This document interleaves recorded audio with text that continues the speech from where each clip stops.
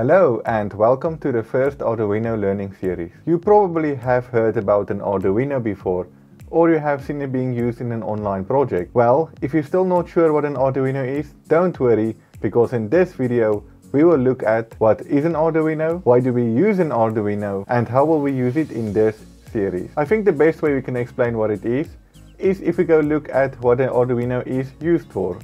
Let's start by looking at what is an Arduino. According to the official website, the Arduino is an open source electronics platform based on easy to use hardware and software. The Arduino system offers us an inexpensive way to build interactive electronic projects. Examples of these projects are remote controlled robots, GPS tracking systems, and even electric guitar effects pedals. The possibilities are endless. In simple terms, we can see it as a tiny computer system that we can program with instructions to interact with various forms of input and output. Let us look at the input part first. We can use different types of electronic components as input devices. So by input we can see it as devices that gather information. This is mostly sensors, for example, sound sensors, soil moisture sensors, ultrasonic sensors, and many more. Let's look at an example. Here we have an ultrasonic sensor connected to the Arduino that can show us the distance from an object, and we can let it be displayed to us through the Arduino IDE. The input can also be in the form of the user giving information to the Arduino to carry out instructions. For example, here we have a PlayStation 2 motor shield connected onto our Arduino board, which we are using to control the LED. We will now look at output devices. The output devices will be electronic devices that will convert the information we have given as input into a form we are able to see. For example, a speaker, LCD display, servo motor, and many more devices. Let's look at the following example. Here we have a short program to control these LEDs to turn them on and off, like Kid in the Knight Rider series. So, in general, an Arduino takes some sort of input and gives us an output. When we make a project, there is three main parts we need to look at: the Arduino board and hardware, the integrated development environment, and lastly, the code that you will write yourself.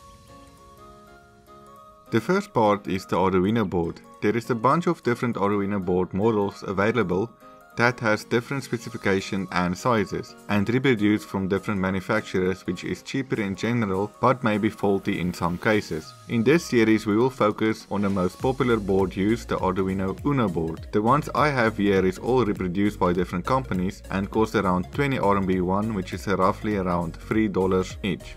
Every board has a microcontroller, which is the brains of the Arduino. The Arduino Uno is a microcontroller board based on the 80MegaFreeToAP. A microcontroller can be seen as a tiny computer that will process the information we give it through our input devices and code, and will use this information to produce some sort of output.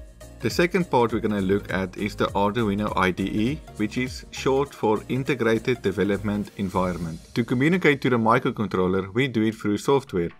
This is through the Arduino's IDE. This software you can download on your computer from the Arduino official website, and is where you will write all your code that will be sent to the Arduino via a USB cable. The last part is the code.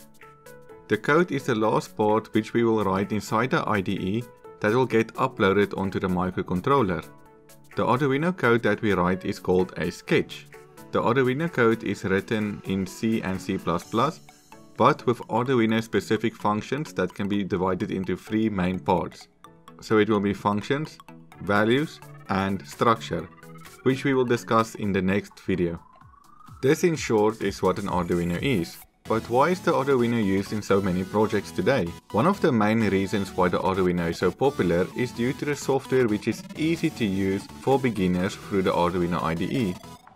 Remember that we said that all the Arduino boards have something in common, the microcontroller. Programming a microcontroller is not an easy task and requires extensive knowledge on how to do certain things like access a pin as an input or output, or to set up registers and timers, and to do this you are required to use the datasheet of the microcontroller, which can be very long, filled with many electronic jargon words and concepts. But what the people at Arduino did was to make specific functions that makes it easier for us to access the microcontroller. If you look at the Arduino board itself, it is made easy to use. You can connect the board to your computer through a common USB A/B type cable, which is commonly used for a printer. There is also an input power when the Arduino is not plugged in, which could be powered through a battery or DC power supply. It is also easy to connect electronic components to the Arduino by using the headers on the board, where we can stick the components or cables inside the holes. The Arduino software is open source hardware,